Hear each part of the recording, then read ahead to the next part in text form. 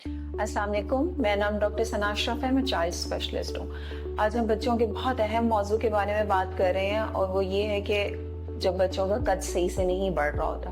हमारे पास बहुत दफ़ा माँ बाप आते हैं शिकायत के साथ कि बच्चे उनके छोटे लगते हैं अपने पीयर्स या जो एज ग्रुप के बच्चे हैं, और जिस तरह से बच्चे का कद बढ़ना चाहिए उस तरह से नहीं हो रहा। तो इसमें हम कुछ टिप्स भी आपको देंगे कि बच्चे का कद कैसे लंबा किया जा सकता है। तो पहले तो बात कर लेते हैं कि शॉर्ट स्टेचर यानी छोटा कद होने की क्या वजूहात हो सकती हैं। सबसे कॉमन तो देखें होता है फेमिलियल शॉर्ट स्टेचर, यानी अगर माँ बाप दोनों ही लंबे नहीं हैं और फैमिली में बाकी अफराद भी इसी तरह से है तो मोस्ट लाइकली चांस यही है कि बच्चों का कद उन्हीं पे होगा। दूसरी एक चीज़ होती है कॉन्स्टिट्यूशनल शॉर्ट स्टेचर, जिसमें ये होता है कि बच्चे वक्ती तौर पे तो काफ़ी छोटे लगते हैं, अपनी उम्र के बच्चों में सबसे छोटे नज़र आते हैं, उनका कद छोटा होता है, लेकिन 9-10 साल की उम्र में बच्चियां या 12-13 साल की उम्र में लड़के जो हैं वो यकदम ग्रो करना शुरू हो जाते हैं और अमूमन वो काफ़ी अच्छी हाइट अचीव कर देते हैं, लेकिन थोड़ा डिलेड अचीव करते हैं। तो उसमें भी ये हो सकता है कि कभी कभार ऐसे बच्चों के पेरेंट्स आएँ और वो परेशानी का शिकार हों। अब कुछ बीमारियों का जिक्र कर लेते हैं कि जिसमें बच्चों का कद छोटा रह जाता है। सबसे पहले तो याद रखिएगा कि गज़ा, अच्छी गज़ा और लंबे अरसे के लिए बहुत ज़्यादा बच्चों की नशोनुमा के लिए ज़रूरी है। तो मैल न्यूट्रिशन यानी ग़ज़ाई किल्लत जो है वो लंबे अरसे तक अगर चले तो बच्चों में कद छोटा रह जाता है, या जो बच्चे सही तरीके से लंबे अरसे तक खाना ना खाते हों, जिनका वज़न बहुत कम हो, ग़ज़ाई किल्लत का शिकार हो, वो छोटे रह सकते हैं। ऐसे में बच्चों में एक सीलिएक डिजीज़ होती है यानी गंदम की एलर्जी, उसको ज़रूर देखने चाहिए कि वो मसला तो नहीं है।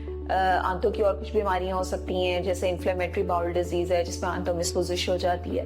उसके अलावा थायराइड की कमी है, ये बहुत कॉमन मसला है जिसे हम हाइपोथायराइडिज्म कहते हैं। एक और ग्रोथ हार्मोन होता है जो दिमाग से रिलीज होता है, उसकी कमी, ग्रोथ हार्मोन डेफिशिएंसी से बच्चे बहुत छोटे रह जाते हैं। कुछ बच्चों में लंबे अरसे से वो गुर्दे या जिगर के मसाइल का शिकार होते हैं, उन बच्चों में भी कद छोटा रह जाता है, या जिन बच्चों को पैदाइशी दिल का आर्ज़ा लाहक हो उन बच्चों का कद छोटा रह जाता है। इसके अलावा कुछ और बीमारियां हैं जैसे टीबी, उसमें भी हो सकता है कि बच्चों का कद जो है वो थोड़ा छोटा रह जाए, खासतौर पे अगर लंबा अरसा उसका इलाज नहीं हुआ, लेकिन उसमें कुछ और अलामात भी होती हैं। अब जरा हड्डियों के बारे में बात कर लें तो विटामिन डी डेफिशिएंसी यानी रिकेट्स काफ़ी कॉमन बच्चों का प्रॉब्लम है। उसमें बच्चों का जो कद होता है वो जिस तरह बढ़ना चाहिए उस तरह से वो ग्रो नहीं कर रहे होते। और कुछ बोन्स की बीमारी हैं, उसमें भी बच्चों का कद छोटा रह जाता है। इसके अलावा कुछ सिंड्रोम्स होती हैं, यानी कुछ बच्चे जो पैदाइशी ही दूसरे बच्चों से मुख्तलिफ होते हैं, उनका कद छोटा होता है, जैसे कि डाउन सिंड्रोम और टर्नर सिंड्रोम। अब ये है कि इस मसले का हल क्या है। तो देखें, याद रखिएगा कि कद बढ़ाने की ऐसी कोई जादुई दवाई या शरबत मौजूद नहीं है, या कोई ऐसा टॉनिक नहीं है, ऐसा कोई दूध नहीं है जो हम आपको लिख दें और आपका बच्चा 6 महीने के अंदर अंदर एकदम कद निकाल देगा। ये एक सबर आजमा मरहला है, थोड़ा इसको लंबे इलाज की ज़रूरत होती है। टेस्ट की जहाँ तक बात कर लें तो सबसे पहले हम बच्चों की टारगेट हाइट निकालते हैं और वो माँ बाप का कद निकालते हैं ख़ास फार्मूला से, और उसके बाद अंदाज़ा हो जाता है कि जी बच्चे का कद तकरीबन यहाँ से लेकर इस दौरान में होगा, यानी इससे कम नहीं होना चाहिए या इससे थोड़ा बहुत ज़्यादा हो सकता है। अगर तो बच्चे अपने टारगेट हाइट के मुताबिक चल रहे हैं तो बहुत ज़्यादा टेस्ट करवाने की ज़रूरत नहीं होती है। इसके अलावा एक बोन एज होती है, यानी हड्डियों की उम्र क्या है, और अगर हड्डियों की उम्र भी उनकी असल उम्र के बराबर ही चल रही है तो भी यही अंदाज़ा किया जा सकता है कि शायद ये फेमिलियल शॉर्ट स्टेचर है, यानी माँ बाप का कद चूंकि इतना लंबा नहीं है इससे बच्चे छोटे हैं। हाँ, अगर इन दोनों में बहुत ज़्यादा फ़र्क हो तो आप कॉन्स्टिट्यूशनल के बारे में सोच सकते हैं, यानी जो बच्चे वक्ती तौर पे छोटे होते हैं और जो बाद में यकदम थोड़ा सा ग्रो कर जाते हैं। अब ये है कि जो बच्चे बहुत ज़्यादा ग़ज़ाई किल्लत का शिकार हैं उसको आप टाइम पे पकड़ लें और उनको ट्रीट करें। आयरन डेफिशिएंसी एनीमिया है, मल्टी विटामिन्स वगैरह दें, आयरन सिरप दें, इस तरह रिकेट्स में विटामिन डी दें बच्चों को ताकि वो ग्रो करें। और अगर सीलिएक डिजीज़ है, गंदम की एलर्जी का मसला है, तो वो गंदम वाली चीज़ें बिल्कुल मुकम्मल तौर पर बंद कर दें तो आहिस्ता आहिस्ता कैचअप ग्रोथ बेहतर हो जाती है। जिन बच्चों को थायराइड वाला मसला है वो थायराइड کے لیے میڈیسن لیں تو ان کا بھی اگر ٹائملی علاج ہو تو وہ بہتر ہو جاتے ہیں. اسی طرح گروتھ ہارمون ڈیفیشنسی یعنی گروتھ ہارمون کی کمی میں گروتھ ہارمون کے انجیکشنز لگتے ہیں منتھلی بیسس پہ یعنی ماہانہ, تو ان بچوں کا بھی کیچ اپ گروتھ جو ہے وہ آنا شروع ہو جاتا ہے.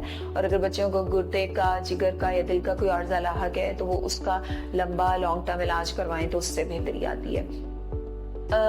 اگر آپ کے بچے کو بظاہر ان ساری چیزوں میں سے کوئی بھی بہت بڑا مسئلہ نہیں لگتا تو کچھ ٹپس جو ہم آپ کو دے سکتے ہیں کہ ہو سکتا ہے ان میں تھوڑی بہت خون کی کمی ہو جو لمبے عرصے سے چل رہی ہو. ملٹی وائٹامنس بچوں کی بھوک بڑھاتے ہیں, خاص طور پہ جو بچے اچھا صحیح طریقے سے کھانا نہیں کھاتے.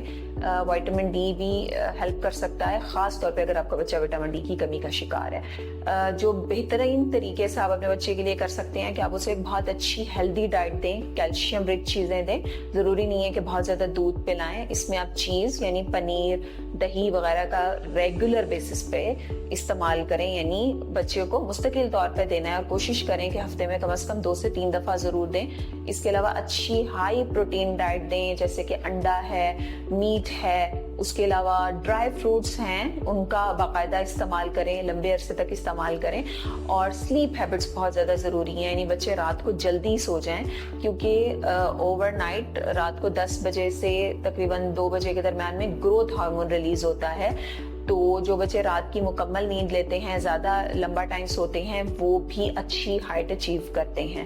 اور اس کے علاوہ ریگولر ایکسرسائز بھی اسٹڈیز سے پروون ہے کہ وہ آپ کے بچے کی ہائٹ میں ہیلپ کر سکتی ہے. تو اس سب میں میسج یہ ہے کہ اگر آپ کا بچہ اپنے بہن بھائیوں یا گھر کے باقی افراد سے تھوڑا چھوٹا ہے تو اس کو احساس کمتری کا شکار نہ کریں کہ بھی تمہارا قد چھوٹا ہے. بچے کا کانفیڈنس بوسٹ کریں, اس کے اندر خود اعتمادی پیدا کریں. یاد رکھیں 5 انگلیاں برابر نہیں ہوتی. اس کے علاوہ یہ کہ آپ اپنے بچے کو اچھی ڈائٹ اور ان سارے ٹپس کے ساتھ لمبے عرصے تک فالو کر کے چلیں. آئی ہوپ کہ یہ سب آپ کے لیے بہت مددگار ثابت ہوگا. Thank you.